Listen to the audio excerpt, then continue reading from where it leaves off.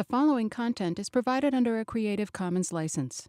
Your support will help MIT OpenCourseWare continue to offer high-quality educational resources for free. To make a donation or to view additional materials from hundreds of MIT courses, visit MIT OpenCourseWare at ocw.mit.edu. Hi, everyone. Welcome to 804 for spring 2013. This is the fourth and presumably final time that I will be teaching this class, so I'm pretty excited about it. So my name is Allan Adams. I'll be lecturing the course. I'm an assistant professor in course 8. I study string theory and its applications to gravity, quantum gravity, and condensed matter physics. Quantum mechanics. This is a course in quantum mechanics. Quantum mechanics is my daily language. Quantum mechanics is my old friend.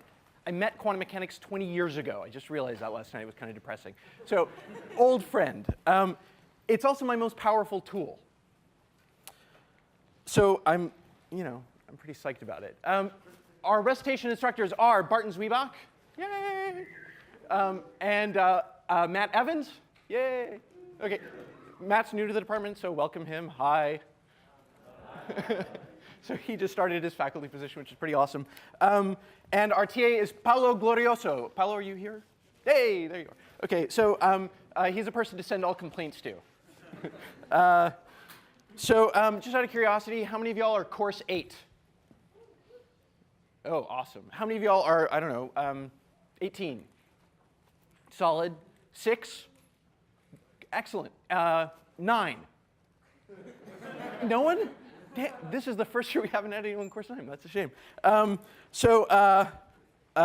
year one of the best students was a course 9 student. So 2 practical things to know. The first thing is everything that we put out will be on the Stellar website. Lecture notes, homeworks, exams, everything is going to be done through Stellar, including your grades. The second thing is that, as you may notice, there are rather more lights than usual. I'm wearing a mic, and there are these signs up. We're going to be videotaping this course for the lectures for OCW. And if you don't want to, if you're happy with that, cool. If not, just sit on the sides and you won't appear anywhere on video. Sadly, I can't do that, but you're welcome to if you like. But hopefully that should not play a meaningful role in any of the lectures. So I'm going to, OK. So the goal of 804 is for you to learn quantum mechanics. And by learn quantum mechanics, I don't mean learn how to do calculations, although that's an important and critical thing. I mean learn some intuition. I want you to develop some intuition for quantum phenomena. Now, quantum mechanics is not hard. It has a reputation as being a hard topic. It is not a super hard topic. It does, however, require, so in particular, everyone in this room, I'm totally positive, can learn quantum mechanics. It does require concerted effort. It's not a trivial topic, OK? And in order to really develop a good intuition, the essential thing is to solve problems.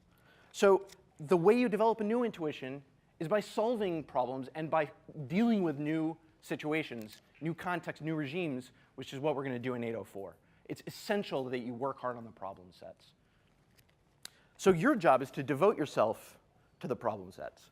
My job is to convince you at the end of every lecture that the most interesting thing you could possibly do when you leave is the problem set. Okay? So you decide who has the harder job. So the workload is not so bad.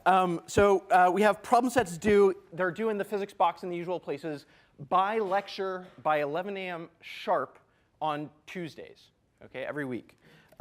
Late work, no, not so much. But we will drop one problem set to make up for unanticipated events. We'll return the graded problem sets a week later in recitation. Should be easy. I strongly, strongly encourage you to collaborate with other students on your problem sets. You will learn more. They will learn more. It will be more efficient. Work together. However, write up your problem set yourself. OK?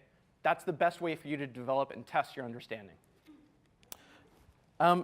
There will be 2 midterms, dates to be announced, and 1 final. I guess we could have multiple, but that would be a little exciting. we're going to use clickers, and clickers will be required. We're not going to take attendance, but they will give a small contribution to your overall grade, and we'll use them most importantly for non-graded but just participation concept questions and the occasional in-class quiz to probe your knowledge. This is mostly so that you have a real-time measure of your own conceptual understanding of the material. Okay? This has been enormously valuable. And something I want to say just right off is that the way I've organized this class is not so much based on how the classes I was taught. It's based to the degree possible on empirical lessons about what works in teaching. Okay? What actually makes you learn better. And clickers are an excellent example of that. So this is mostly a standard lecture course, but there will be clickers used. So by next week, I need you all to have clickers, and I need you all to register them on the TSG website. There are, I haven't chosen a specific textbook, and this is discussed on the Stellar webpage. There are a set of textbooks, 4 textbooks that I strongly recommend, and a set of others that are nice references. The reason for this is twofold. First off, there are kind of 2 languages that are canonically used for quantum mechanics. One is called wave mechanics, and the language, the mathematical language, is partial differential equations. The other is matrix mechanics. They have big names. And the language there is linear algebra.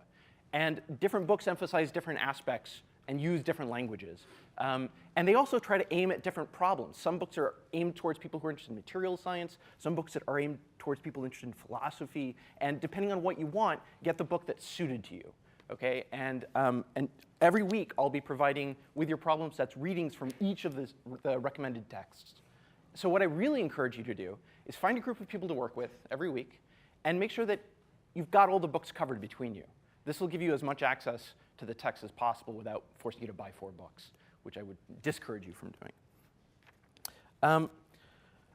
So finally, I guess the last thing to say is if this stuff were totally trivial, you wouldn't need to be here. So ask questions. If you're confused about something, lots of other people in the class are also going to be confused. And if I'm not answering your question without you asking, then no one's getting the point, right? So ask questions. Don't hesitate to interrupt. Just raise your hand, and I will do my best to call on you. And this is true both in lecture. Also, go to office hours and recitations. Ask questions.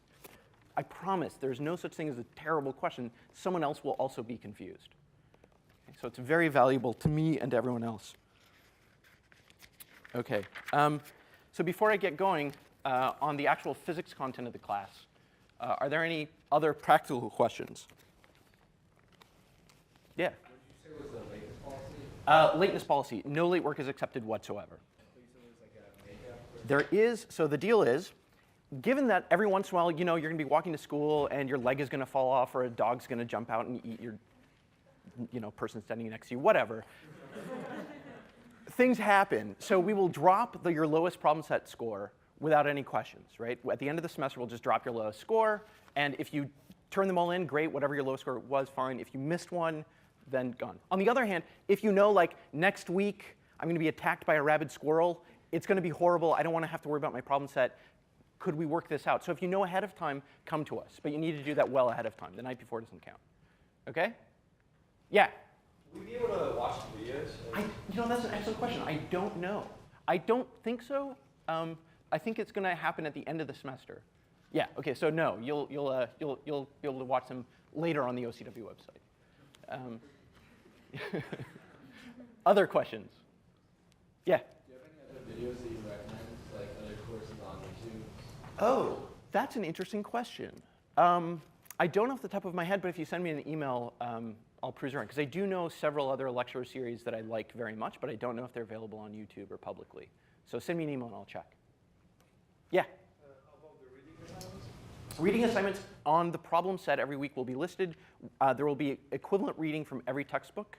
And if there is something missing, like if no textbook covers something, I'll post a separate reading. Every once in a while, I'll post auxiliary readings, and they'll be available on the Stellar website. So for example, on your problem set, which is first one was posted, will be available immediately after lecture on the Stellar website. There are 3 papers that it refers to, and they're posted on the Stellar website and linked from the problem set. Cool. Others? OK. So the first lecture, the content of the physics of the first lecture is relatively standalone. It's going to be an introduction to a basic idea that is going to haunt, plague, and charm us through the rest of the semester. Okay? The logic of this lecture is based on a very beautiful discussion in the first few chapters of a book by David Albert called Quantum Mechanics and Experience. It's a book for philosophers, but the first few chapters are really lovely introduction at a non-technical level, and I encourage you to take a look at them because they're very lovely. But it's, to be sure, straight up physics. Okay. Ready? I love this stuff. So today, I want to describe to you a particular set of experiments. Now, to my mind, these are the most unsettling experiments ever done. These experiments involve electrons. They have been performed, and the results, as I will describe them, are true. I'm going to focus on two properties of electrons. I will call them color and hardness. Okay? And these are not the technical names. We'll learn the technical names for these properties later on in the semester, but to avoid distracting you by preconceived notions of what these things mean, I'm going to use ambiguous labels, color and hardness. And the empirical fact is that every electron that's ever been observed is either black or white and no other color. We've never seen a blue electron. There are no green electrons. No one has ever found a fluorescent electron. They are either black or they are white. It is a binary property. Secondly, their hardness is either hard or soft. They are never squishy. No one's ever found one that dribbles. They are either hard or they are soft. Binary properties. Okay?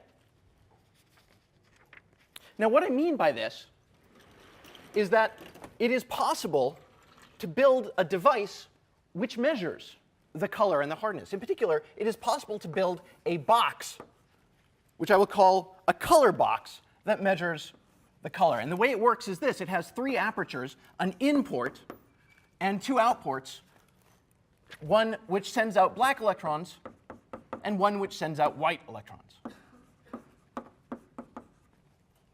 Okay? And the utility of this box is that the color can be inferred from the position. If you find the electron over here, it is a white electron. If you find the electron here, it is a black electron. Cool? Similarly, we can build a hardness box, which again has three apertures, an in port, and hard electrons come out this port, and soft electrons come out this port.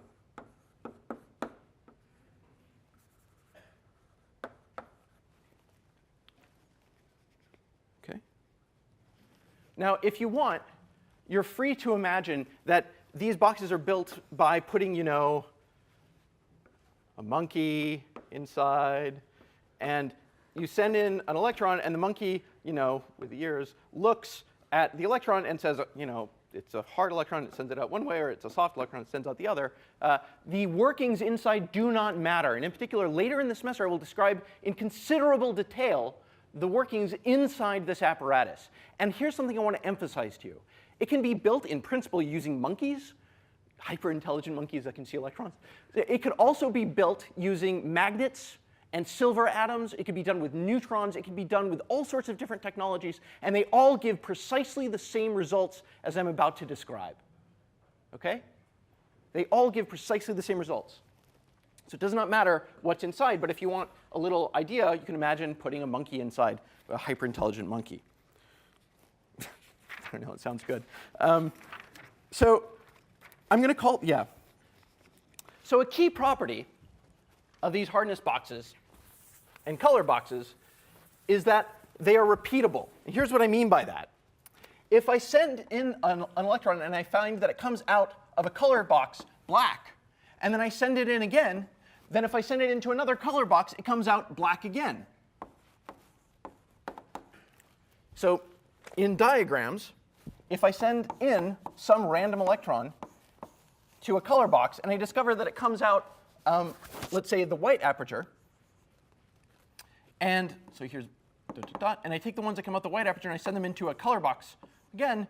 Then with 100% confidence, 100% of the time, the electron coming out of the white port incident on the color box will come out the white aperture again. And 0% of the time will it come out the black aperture.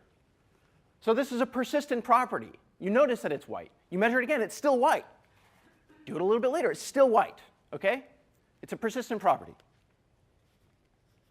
Ditto the hardness. If I send in a bunch of electrons into a hardness box, here's an important thing. Well, send them into a hardness box, and I take out the ones that come out soft, and I send them again into a hardness box, and they come out soft. They will come out soft with 100% confidence, 100% of the time. Never do they come out the hard aperture.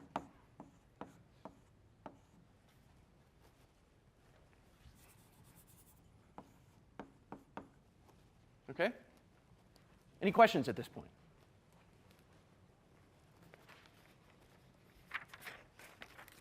So here's a natural question.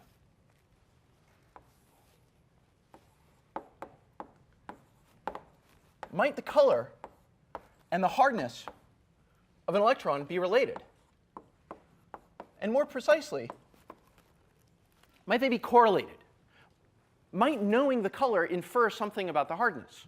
So for example, so being male and being a bachelor are correlated properties, because if you're male, you don't know if you're a bachelor or not, but if you're a bachelor, you're male. That's the definition of the word. Right? So is it possible that color and hardness are similarly correlated? So I don't know. There are lots of good examples, like wearing a red shirt and beaming down to the surface and making it back to the Enterprise later after the away team returns. Correlated, right? Negatively, but correlated. So the question is, suppose, e.g., suppose we know that an electron is white. Does that determine the hardness?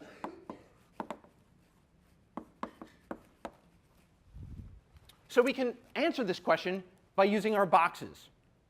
Yeah? So here's what I'm going to do. I'm going to take some random set of electrons. Oops, that's not random. Random. And I'm going to send them into a color box.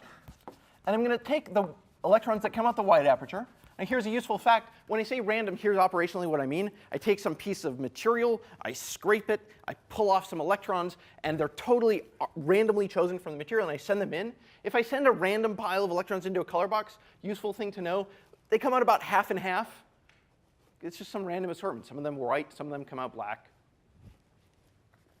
Suppose I send some random collection of electrons into a color box, and I take those which come out the white aperture.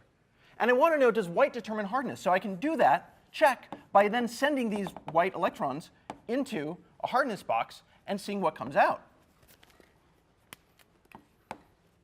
Hard, soft. And what we find is that 50% of those electrons incident on the hardness box come out hard. And 50% come out soft. OK? And ditto if we reverse this. If we take hardness and take, for example, a soft electron and send it into a color box,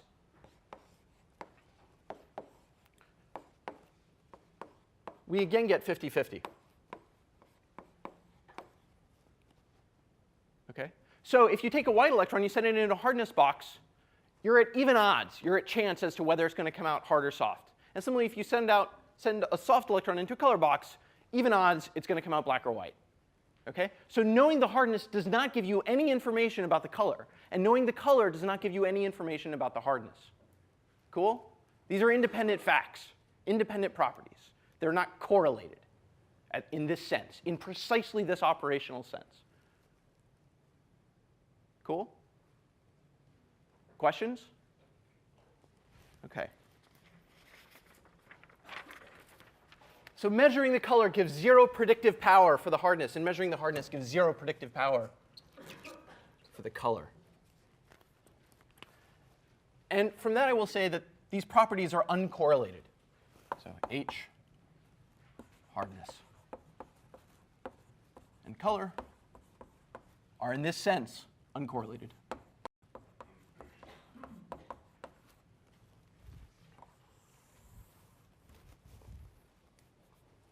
So using these properties of the color and hardness boxes, I want to run a few more experiments. I want to probe these properties of color and hardness a little more.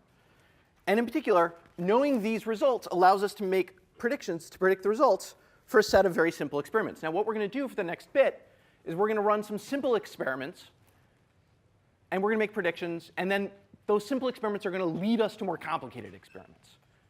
But let's make sure we understand the simple ones first. So for example, let's take this last experiment, color hardness, and let's add a color box. One more monkey. So color in, and we take those that come out the white aperture, and we send them into a hardness box, hard, soft. And we take those electrons which come out the soft aperture, and now let's send these again into a color box. So it's easy to see what to predict. Black, white. So you can imagine a monkey inside this going, aha. You look at it, you inspect, it comes out white. Here you look at it, inspect, it comes out soft. And you send it into the color box. And what do you expect to happen? Well, let's think about the logic here. Anything reaching the hardness box must have been measured to be white. And we just did the experiment that if you send a white electron into a hardness box, 50% of the time it comes out a hard aperture, and 50% of the time it comes out the soft aperture. So now we take that 50% of electrons that comes out the soft aperture, which have previously been observed to be white and soft, and then we send them into a color box, and what happens? Well, since colors are repeatable, the natural expectation is that, of course, it comes out white. So our prediction, a natural prediction here, is that of those electrons that are incident on this color box, 100% should come out white, and 0% should come out black. Does that seem like a reasonable? So let's just make sure that we're all agreeing. So let's vote. How many people think this is probably correct? OK, good. How many people think this is probably wrong? OK, good. That's reassuring. Except you're all wrong, right? In fact, what happens is half of these electrons exit white, 50%. And 50% exit black. So let's think about what's going on here. This is really kind of troubling. We've said already that knowing the color doesn't predict the hardness. And yet, this electron, which was previously measured to be white, now when subsequently measured, sometimes it comes out white, sometimes it comes out black, 50% of the time.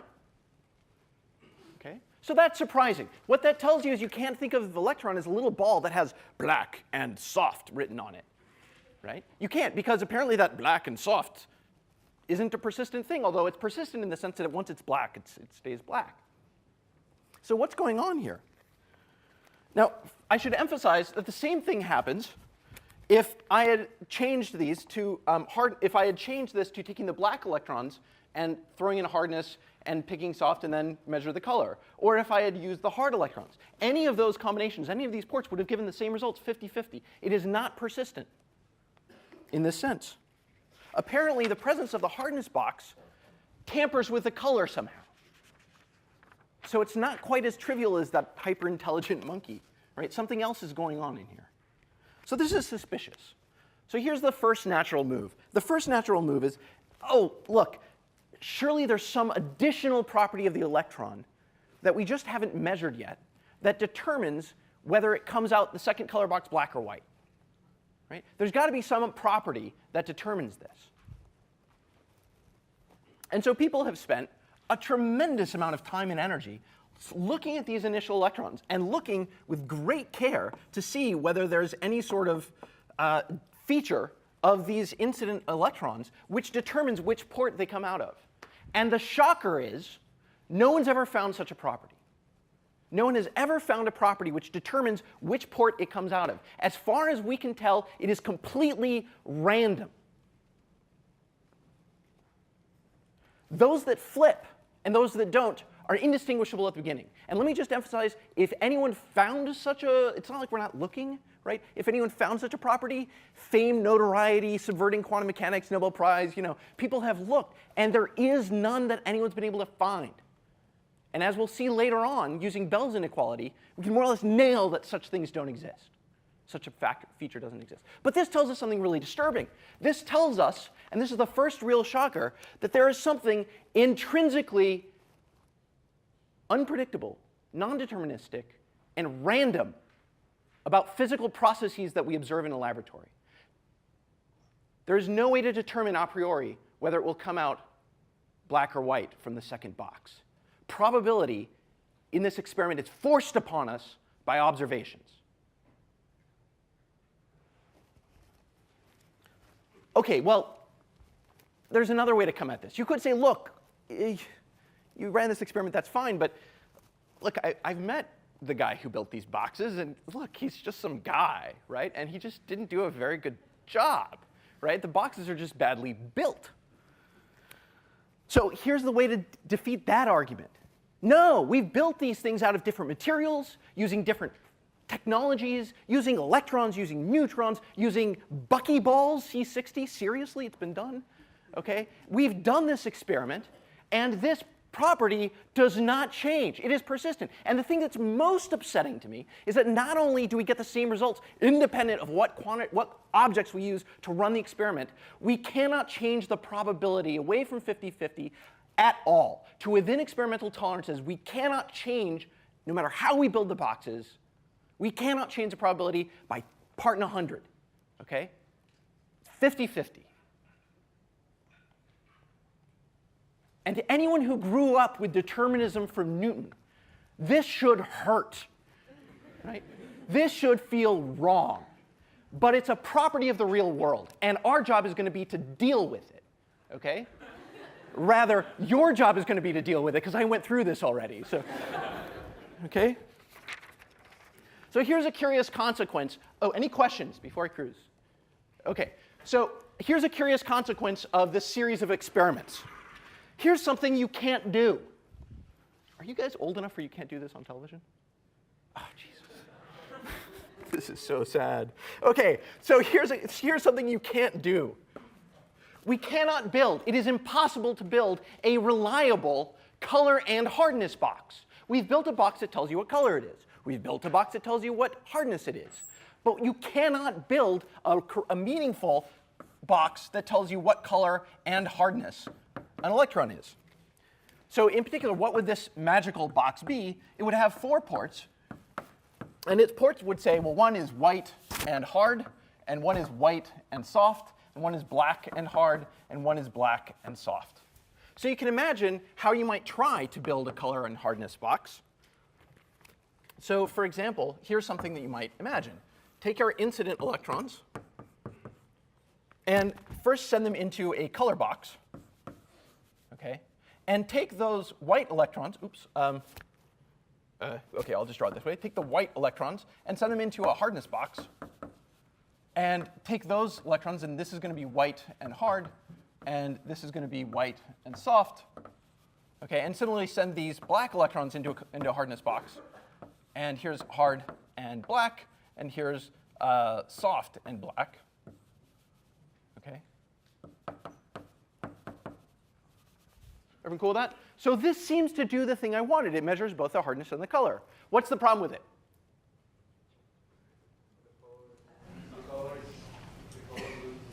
Yeah, exactly. So the color is not persistent. So you tell me this is a soft and black electron, right? That's what you told me. Here's the box. But if I put a color box here, that's the experiment we just ran. And what happens? Does this come out black? No, this is a crappy source of black electrons. It's 50-50 black and white, right? So this box can't be built. And the reason, and I want to emphasize this, the reason we cannot build this box is not because our experiments are crude. And it's not because I can't build things, although that's true. I was banned from a lab one day after joining it, actually. So I really can't build. But other people can. Okay? And that's not why. We can't because of something much more fundamental, something deeper, something in principle, which is encoded in this awesome experiment. Okay? This can't be done. It does not mean anything as a consequence. It does not mean anything to say this electron is white and hard. Because if you tell me it's white and hard, and I measure white, well, I know that if it's hard, it's going to come out 50-50. It does not mean anything. So this is an important idea. This is an idea which is enshrined in physics with a term which comes with capital letters, the uncertainty principle. And the uncertainty principle says basically that, look, there's some observable, measurable properties of a system which are incompatible with each other in precisely this way. Incompatible with each other in the sense that not that you can't know because you can't know whether it's hard and soft simultaneously. Deeper, it is not hard and white simultaneously. It cannot be. It does not mean anything to say it is hard and white simultaneously. That is uncertainty. And again, uncertainty is an idea we are going to come back to over and over in the class. But every time you think about it, this should be the first place you start for the next few weeks. Yeah? Questions? No questions?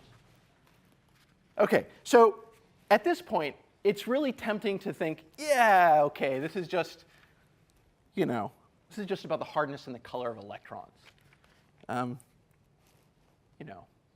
It's just a weird thing about electrons. It's not a weird thing about the rest of the world. The rest of the world is completely reasonable. And no, that's absolutely wrong. Every object in the world has the same properties. If you take buckyballs and you send them through the analogous experiment, and I will show you the data, I think tomorrow, but soon. I will show you the data when you take buckyballs and run it through a similar experiment. You get the same effect. Now, buckyballs are huge, right? 60 carbon atoms. But OK, at that point, you're saying, like, dude, come on, huge, 60 carbon atoms. So there is a pendulum, depending on how you define building, in this building, a pendulum, which is used in principle, which is used to improve detectors to detect gravitational waves. There's a pendulum with I think it's 20-kilo mirror. Okay? And that pendulum exhibits the same sort of effects here.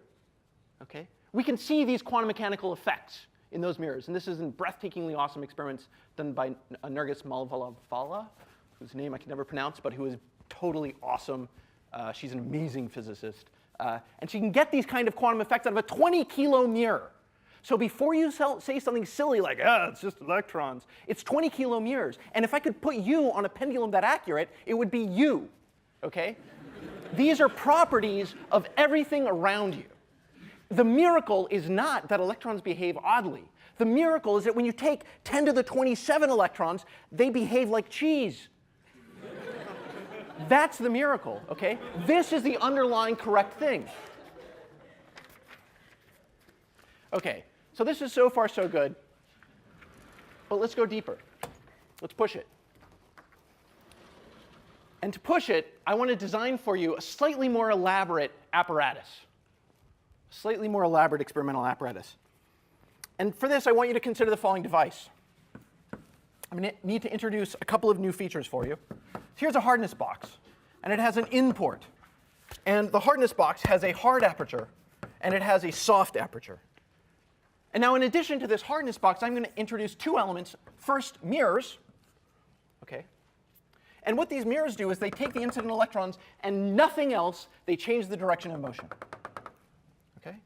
Change the direction of motion. And here's what I mean by doing nothing else. If I take one of these mirrors, and I take, for example, a color box, and I take the white electrons that come out, and I bounce it off the mirror, okay, and then I send these into a color box, then they come out white 100% of the time. It does not change the observable color. Cool? All it does is change the direction. Similarly with the hardness box. It doesn't change the hardness. It just changes the direction of motion.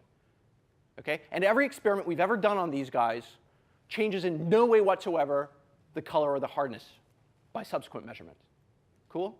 Just changes the direction of motion. And then I'm going to add another mirror. It's actually a slightly fancy set of mirrors. All they do is they join these beams together, okay, into a single beam.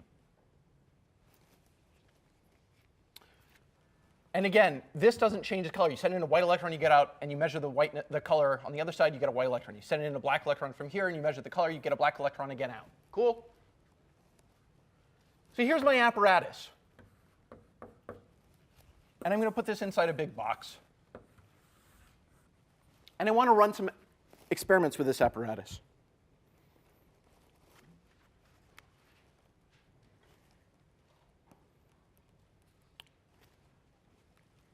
Everyone cool with the basic design? Any questions before I cruise on? Okay. This part is fun. OK. So what I want to do now is I want to run some simple experiments before we get to fancy stuff. And the simple experiments are just going to warm you up. Okay? They're going to prepare you to make some predictions and some calculations. And eventually, we'd like to lead back to this guy. So the first experiment, I'm going to send in white electrons. Whoops. I'm going to send in white electrons. And I'm going to measure at the end, and in particular at the output, the hardness.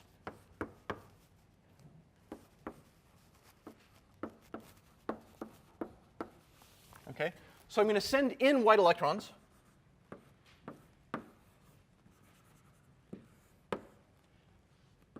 And I'm going to measure the hardness. So this is my apparatus. I'm going to measure the hardness at the output. And what I mean by measure the hardness is I throw these electrons into a hardness box and see what comes out. Okay, so this is experiment 1. And let me draw this. Let me embiggen the diagram. So you send white into. So the mechanism is a hardness box, mirror, mirror, mirrors. And now, whoops, we're measuring the hardness out. So hardness.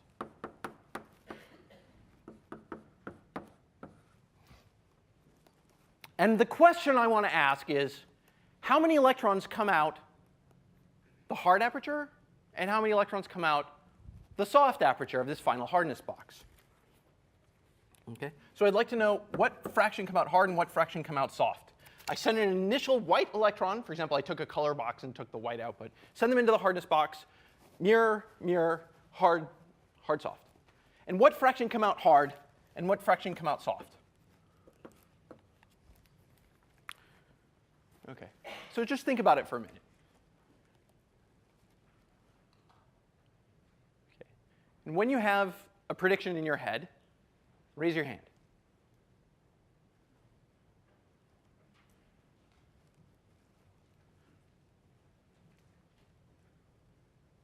All right, good. Walk me through your prediction. I think it should be 50-50. How come? some for the colors having bearing on hardness. Good. So same with the hardness box, I would expect it to be on there. And then once again, when you go through the other hardness box. Awesome. So let me say that again. So we've done the experiment. You send a white electron into a hardness box. We know that it's non-predictive, 50-50. So if you take a white electron and you send it into the hardness box, 50% of the time it will come out the hard aperture, and 50% of the time it will come out the soft aperture. Now, if you take the one that comes out the hard aperture, then you send it up here, send it up here. We know that these mirrors do nothing to the electron, to the hardness of the electron, except change the direction of motion. We've already done that experiment. So what do you measure the hardness at the output. What do you get? Hard, because it came out hard, mirror, mirror, hardness, hard. But it only came out hard 50% of the time because we sent in an initially white electron. Yeah? What about the other 50%? Well, the other 50% of the time it comes out the soft aperture and follows what I'll call the soft path to the mirror, mirror, hardness. And it was soft, mirror, mirror, hardness. You know it comes out soft. 50% of the time it comes out this way, and then it will come out hard. 50% it follows the soft path, and then it will come out soft. Was this the logic? Yeah. Good. How many people agree with this? Solid. How many people disagree? No abstention. OK. So here's here's a prediction. Surveys. Oh, yep. Just a question. Could you justify that prediction without talking about, oh, well, half the electrons were initially measured to be hard and half were initially measured to be soft, by just saying, well, we have a hardness box, and then we join the beams of electrons together again, so we don't know anything about it. So it's just like sending white electrons into one hardness box instead of two. Yeah, that's a really tempting argument, isn't it? So let's see. We're going to see in a few minutes whether that kind of an argument is reliable or not. But so far, we've been given two different arguments that lead to the same prediction, 50-50. Yeah? Question? The electrons interact between themselves, like when you get them together. Yeah. This is a very good question. So here's a question. Look, you're sending a bunch of electrons into this apparatus, but if I take two, look, I took 802. You take two electrons and you put them close to each other, what do? Pew, right? They interact with each other through a potential, right? So yeah, we're being a little bold here, throwing a bunch of electrons in and saying, oh, they're independent. So I'm going to do one better. I will send them in one at a time. One electron through the apparatus. And then I will wait for 6 weeks. And then I'll say, see, you guys laugh, you think that's funny, but there's a famous story of a guy who did a similar experiment with photons. Okay, French guy. And I mean, the French, they know what they're doing. So he wanted to do the same experiment with photons. But the problem is, if you take a laser and you shine it into your apparatus, then there are like 10 to the 18 electrons in there at any or photons in there at any given moment. And the photons, who knows what they're doing with each other, right? So I want to send in one photon. But the problem is, it's very hard to get a single photon.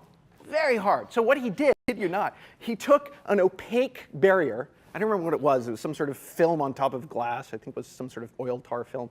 Barton, do you remember what he used? OK, so he takes a film, and it has this opaque property such that the photons that are incident upon it get absorbed.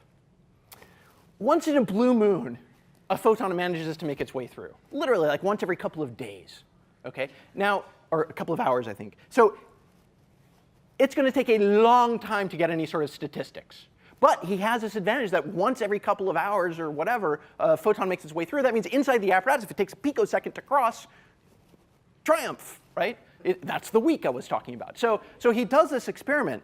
But as you can tell, you start the experiment, you press go, and then you wait for 6 months. Side note on this guy, liked boats. Really liked yachts. So he had 6 months to wait before doing a beautiful experiment, having the results. So what did he do? Went on a world tour in his yacht, comes back, collects the data, and declares victory because indeed he saw the effect he wanted. So I was not kidding. we really do wait. So I will take your challenge and single electron, throw it in, let it go through the apparatus, takes mere moments, wait for a week, send in another electron. No electrons are interacting with each other, OK? Just a single electron at a time going through this apparatus. Other complaints? Sorry? Oh, you'll get them. I have a hard time resisting. So here's the experiment. Here's a prediction. 50-50. We now have two arguments for this. So again, let's vote after the second argument. 50-50, how many people? You sure? Positive? OK, how many people don't think so? Very small dust. OK, it's correct. Yay! OK, so good. So I like messing with you guys. So remember, we're going to go through a few experiments first, where it's going to be very easy to predict the results. We've got 4 experiments like this to do, and then we'll go on to the interesting examples. But we need to go through them so we know what happens, so we can make an empirical argument rather than an in-principle argument. So there's the first experiment. Now I want to run the second experiment. And the second experiment, same as the first, a little bit louder, a little bit worse. Sorry. The second experiment, we're going to send in hard electrons, and we're going to measure color at out. OK, so again, let's look at the apparatus. We send in hard electrons, and our apparatus is hardness box, with a hard and a soft aperture.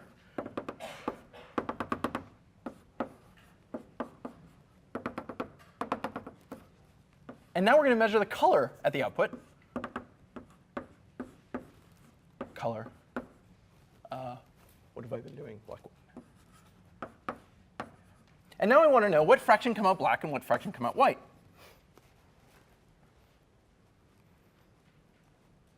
We're using lots of monkeys in this process. OK, so this is not rocket science. Rocket science isn't that complicated. Neuroscience is much harder. This is not neuroscience. OK, so let's figure out what this is. Predictions. So again, think about your prediction in your head. Come to a conclusion. Raise your hand when you have an idea. And just because you don't raise your hand doesn't mean I won't call on you.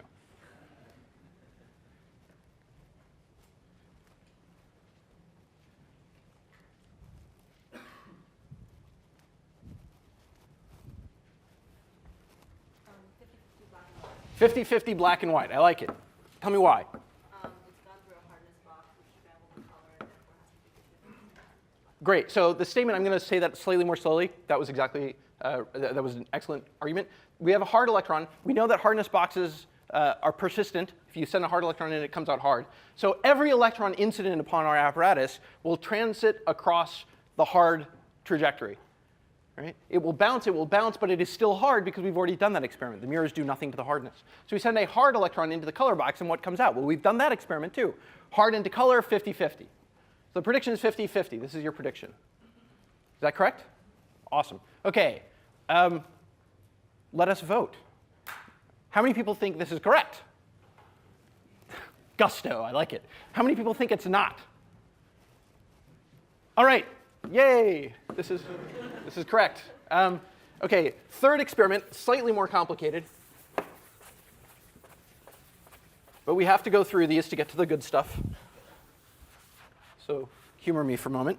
Third, let's send in white electrons, and then measure the color at the output port. So now we send in white electrons, same beast, and our apparatus is hardness box with a hard path and a soft path. Do, mirror, do, mirror, box, joined together into our out. And now we send those out electrons into a color box. OK? And our color box, black and white. And now the question is, how many come out black and how many come out white? OK? Again, think through the logic, follow the electrons, come up with a prediction. Raise your hand when you have a prediction.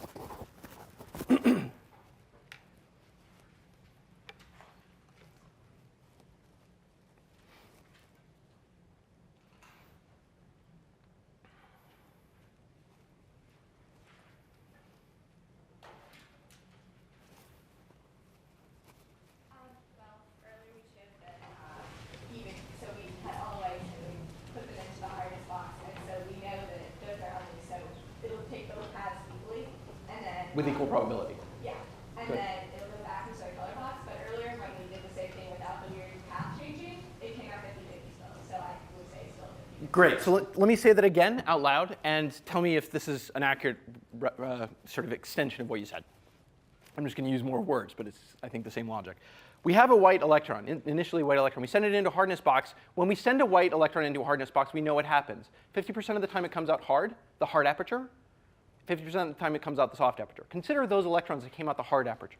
Those electrons that came out the hard aperture will then transit across the system, preserving their hardness by virtue of the fact that these mirrors preserve hardness, and end up at a color box. When they end at the color box, when that electron, the single electron in the system, ends at this color box, then we know that a hard electron entering the color box comes out black or white 50% of the time. We've done that experiment too.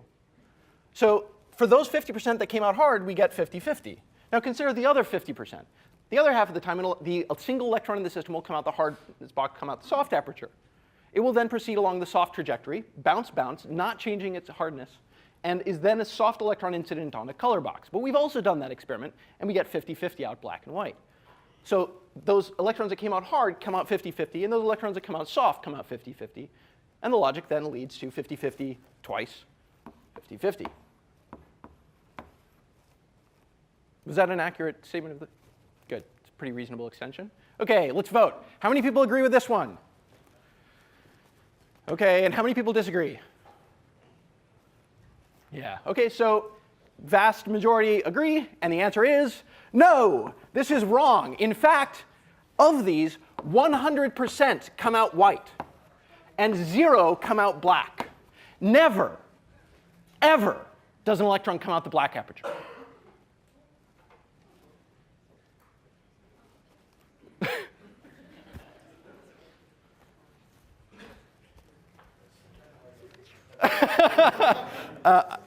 I would like to quote what a student just said, because it's actually the next line in my notes, which is, "What the hell is going on?" So let's run a series of follow-up experiments to tease out what's going on here.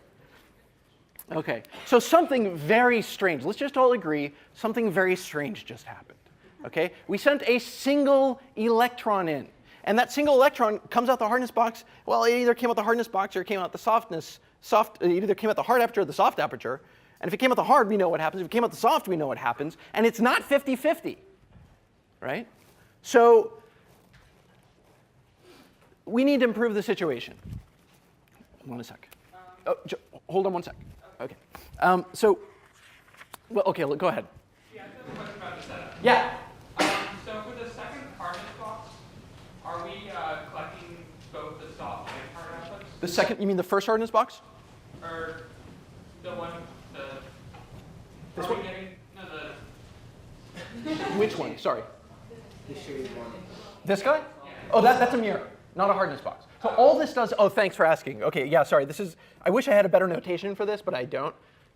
There's a classic, well, I'm not going to go into it. So remember that thing where I can't stop myself from telling stories? So all this does is just a set of mirrors. It's a set of fancy mirrors. And all it does is it takes an electron coming this way or an electron coming this way, and both of them get sent out in the same direction. It's like a beam joiner, right? It's like a Y junction. That's all it is. So if you will, imagine the box is a box, and you take, I don't know, Professor Zwieback, and you put him inside, and every time an electron comes up this way, he throws it out that way, and every time it comes in this way, he throws it out that way. And he'd be really ticked at you for putting him in a box, but he'd do the job well. Yeah. this also works if you go 1 electron at a time? This works if you go 1 electron at a time. This works if you go 14 electrons at a time. It works. It works reliably. Yeah? Just maybe we'll explain this 1 second, but what's the difference between this experiment and that one? Yeah, I know. Right?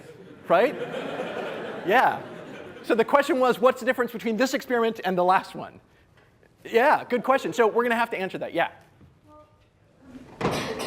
like you're mixing again the hardness, so it's like as you were measuring it along, right? Apparently, it's a lot like we were measuring it, right? Because we send in the white electron, and at the end, we get out that it's still white.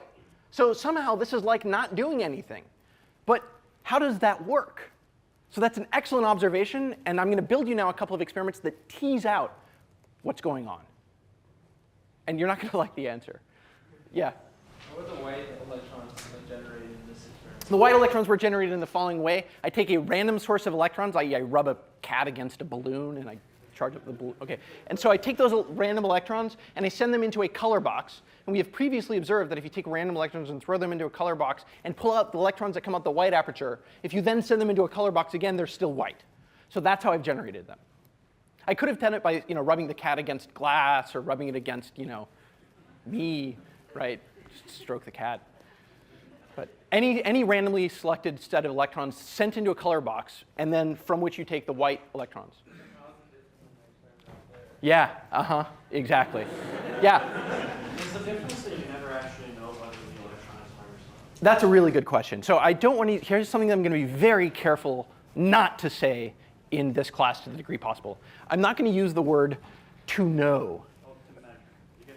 Good. Measure is a very slippery word too. I've used it here because I couldn't really get away with not using it. But we'll talk about that in some detail later on in the course. For the moment, I want to emphasize that it's tempting but dangerous at this point to talk about whether you know or don't know, or whether someone knows or doesn't know. For example, the monkey inside knows or doesn't know, right? So let's try to avoid that and focus on just operational questions of what are the things that go in, what are the things that come out, and with what probabilities.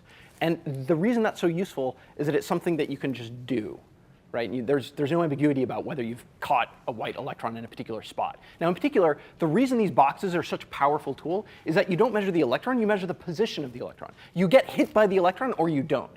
And by using these boxes, we can infer from their position the color or the hardness. Okay? And that's the reason these boxes are so useful. So we're inferring from the position, which is easy to measure. You get beamed or you don't. We're inferring the property that we're interested in. So it's a really good question, though. Keep it in the back of your mind, and we'll talk about it on and off for the rest of the semester. Yeah? So what happens if you have to set up and you just take away the bottom right here? Perfect question. OK, this leads me into the next experiment. So here's the modification that, thank you. That's a great question. Here's a modification of this experiment. So let's rig up a small, hold on. I want to go through the next series of experiments, and then I'll come back to questions. And these are great questions. So I want to rig up a small movable wall. OK? A small movable barrier. And here's what this movable barrier will do. If I put the barrier in, so this would be in the soft path. When I put the barrier in the soft path, it absorbs all electrons incident upon it and impedes them from proceeding. Okay? So you put a barrier in here, put our barrier in the soft path, no electrons continue through. An electron incident cannot continue through. Okay? When I say that the barrier is out, what I mean is it's not in the way. I've moved it out of the way. Cool? So I want to run the same experiment. And I want to run this experiment in the following. I want to run the experiment using the barriers to tease out how the electrons transit through our apparatus. OK. So experiment 4. Let's send in a white electron again. I want to do the same experiment we just did and color at out. But now with the wall in the south path. Wall in soft. OK? So that's this experiment. So we send in white electrons. And we send out, and at the output, we measure the color. OK, as before. And the question is, what fraction come out? What fraction come out? Black, and what fraction come out white? OK? So again, everyone think through it for a second. Just take a second. And this one's a little sneaky, so just feel free to discuss it with the person sitting next to you.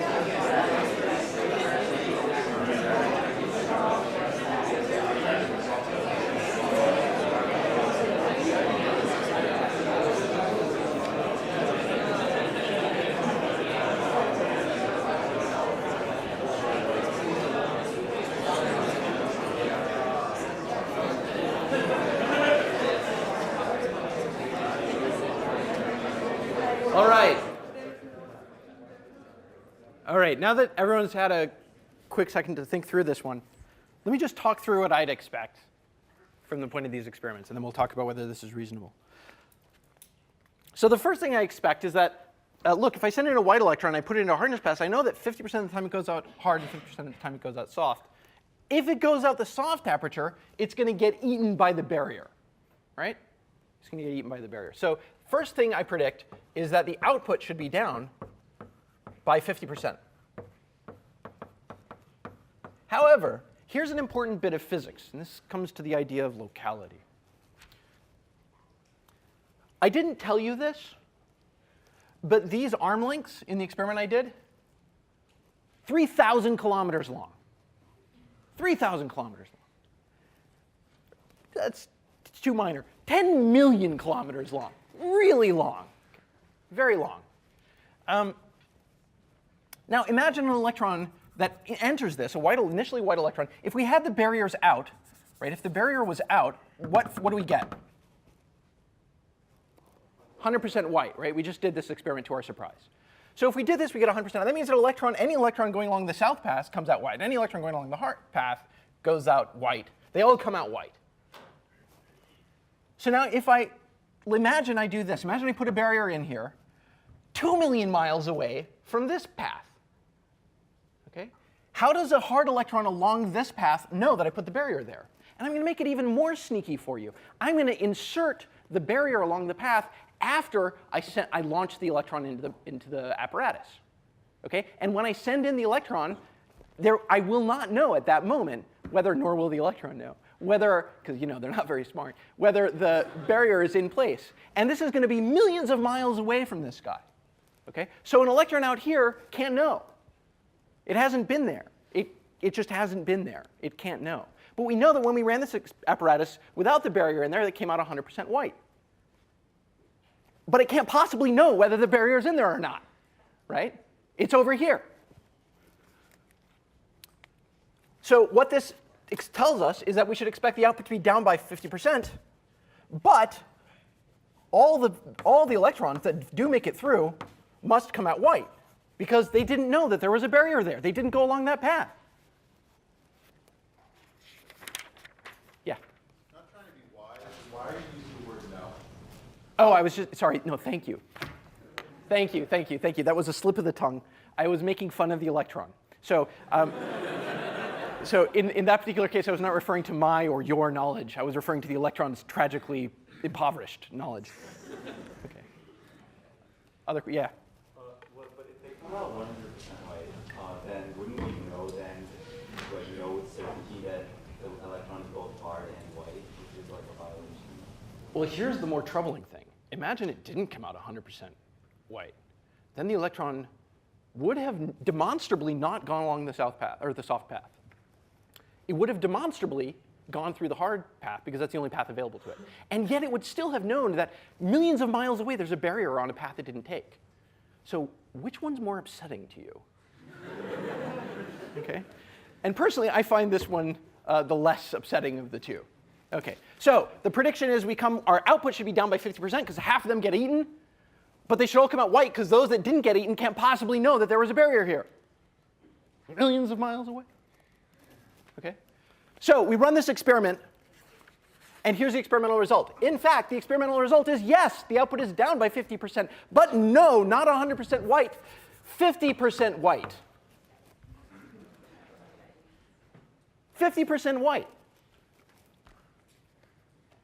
The barrier, if we put the barrier in the hardness path, still down by 50%, and it's at odds, 50-50. How could the electron know? I'm making fun of it. Yeah? I guess my question is, before we asked how it knows there's a block in one of the paths, how did it know before over there that there were two paths combined? Excellent. Exactly. So actually, this problem was there already in the experiment we did. All we've done here is tease out something that was existing in the experiment, something that was disturbing. The presence of those mirrors and the option of taking two paths somehow changed the way the electron behaved. How is that possible? And here we're seeing that very sharply. Thank you for that excellent observation. Yeah?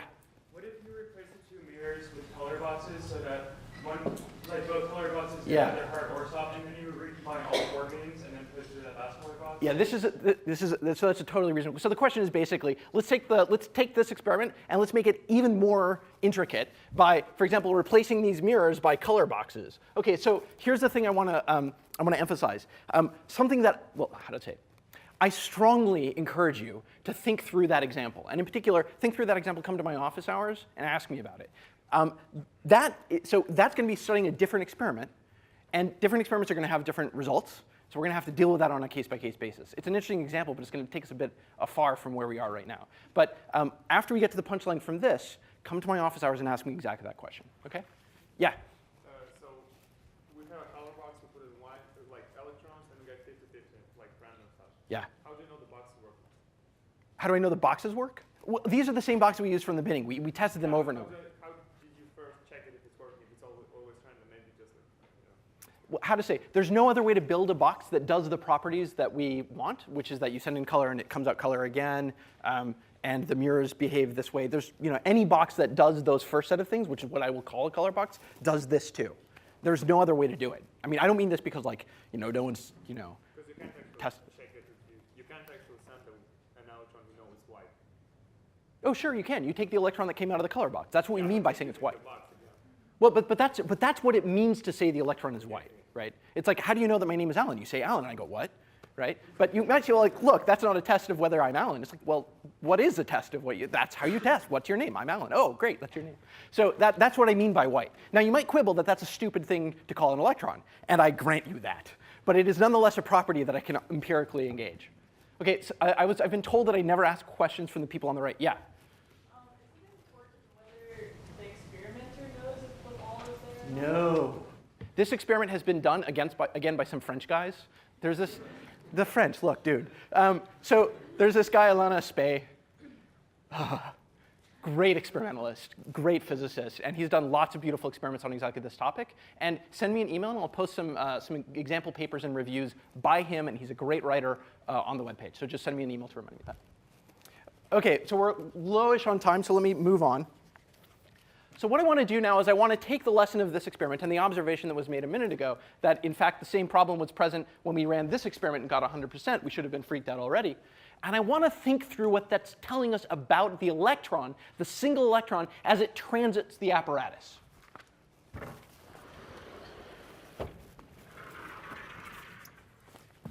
The thing is, at this point, we're in real trouble. And here's the reason. Consider a single electron inside the apparatus. And I want to think about the electron inside the apparatus while all walls are out. So it's this experiment. Consider the single electron. We know with total confidence, with complete reliability, that every electron will exit this color box out the white aperture. We've done this experiment. We know it will come out white. Yes? Here's my question. Which route did it take?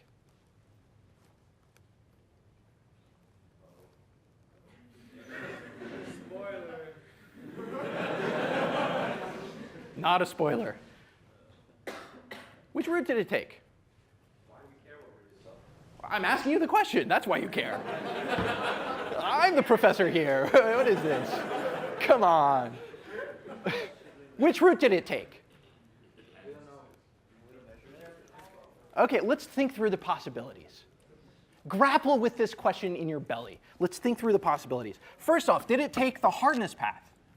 So as it transits through the single electron transiting through this apparatus, did it take the hard path or did it take the soft? These are millions of miles long, millions of miles apart. This is not a ridiculous question. Did it go millions of miles that direction, millions of miles that direction?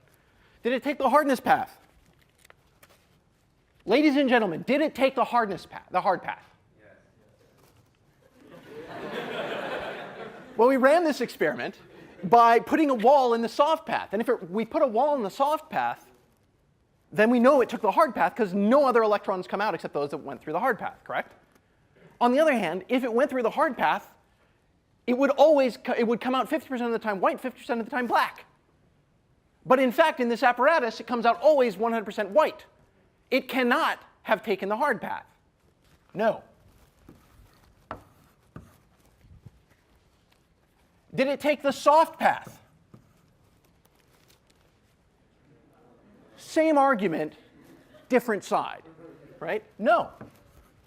Well, this is not looking good. Well, look, maybe this was suggested.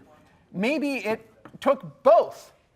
Maybe electrons are sneaky little devils that split in two, and part of it goes one way and part of it goes the other. Maybe it took both paths. So this is easy. We can test this one. And here's I'm going to test this one. Oh, sorry. Actually, I'm not going to do that yet. So we can test this one. So if it took both paths, here's what you should be able to do. You should be able to put a detector along each path, and you'd be able to get half an electron on one side and half an electron on the other. Or maybe two electrons, one on each side and one on the other.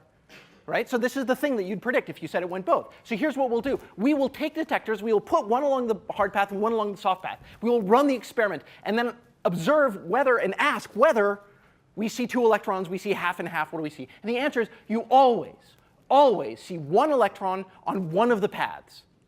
You never see half an electron. You never see a squishy electron. You see 1 electron on one path, period. It did not take both. You never see an electron split in 2, divided, confused. Right? No. Well, it didn't take the hard path. It didn't take the soft path. It didn't take both. There's one option left. Neither. Well, I say neither, but what about neither? And that's easy. Let's put a barrier in both paths. And then what happens? Nothing comes out, right? So no. OK. So now, to repeat an earlier prescient remark from one of the students, what the hell? So here's the world we're facing. I want you to think about this. Take this seriously. Here's the world we're facing. And when I say here's the world we're facing, I don't mean just these experiments. I mean the world around you, 20-kilo mirrors, buckyballs. Here is what they do. When you send them through an apparatus like this, every single object that goes through this apparatus does not take the hard path. It does not take the soft path. It doesn't take both, and it does not take neither. And that pretty much exhausts the set of logical possibilities. So what are our electrons doing when they're inside the apparatus? How do you describe an electron inside the apparatus? You can't say it's on one path. You can't say it's on the other. It's not on both, and it's not on neither. What is it doing halfway through this experiment? So if our experiments are accurate, and to the best of our ability to determine they are, and if our arguments are correct, and that's on me, then they're doing something, these electrons are doing something we've just never thought of before, something we've never dreamt of before, something for which we don't really have good words in the English language. Apparently, empirically, electrons have a way of moving, electrons have a way of being, which is unlike anything that we're used to thinking about. And so do molecules, and so do bacteria, so does chalk. It's just harder to detect in those objects. So physicists have a name for this new mode of being, and we call it superposition. Okay? Now, at the moment, superposition is code for I have no idea what's going on. Okay? A usage of the word superposition would go something like this. An initially white electron inside this apparatus, with the walls out, is neither hard, nor soft, nor both, nor neither. It is, in fact, in a superposition of being hard and of being soft. This is why we can't meaningfully say this electron is some color and some hardness, not because our boxes are crude and not because we're ignorant, though our boxes are crude and we are ignorant. It's deeper. Having a definite color means not having a definite hardness, but rather being in a superposition of being hard and being soft. Every electron every electron exits a hardness box, either hard or soft. But not every electron is hard or soft. It can also be a superposition of being hard or being soft. The probability that we subsequently measure it to be hard or soft depends on precisely what superposition it is. For example, we know that if an electron is in the superposition corresponding to being white, then there are even odds of it being subsequently measured to be hard or to be soft. So to build a better definition of superposition, then I have no idea what's going on, is going to require a new language. And that language is quantum mechanics. And the underpinnings of this language are the topic of the course. And developing a better understanding of this idea of superposition is what you have to do over the next 3 months. Now, if all this troubles your intuition, well, it shouldn't be too surprising. Your intuition was developed by throwing spears and, running from tigers and catching toast as it jumps out of the toaster, right? All of which involves things so big and with so much energy that quantum effects are negligible. As a friend of mine likes to say, you don't need to know quantum mechanics to make chicken soup. However, when we work in very different regimes, when we work with atoms, when we work with molecules, when we work in the regime of very low energies and very small objects, your intuition is just not a reasonable guide. It's not that the electrons, and I cannot emphasize this strongly enough, it is not that the electrons are weird. The electrons do what electrons do. This is what they do, and it violates your intuition, but it's true. The thing that's surprising is that lots of electrons behave like this. Lots of electrons behave like cheese and chalk. And that's the goal of 804, to step beyond your daily experience and your familiar intuition and to develop an intuition for this idea of superposition. And we'll start in the next lecture. I'll see you on Thursday.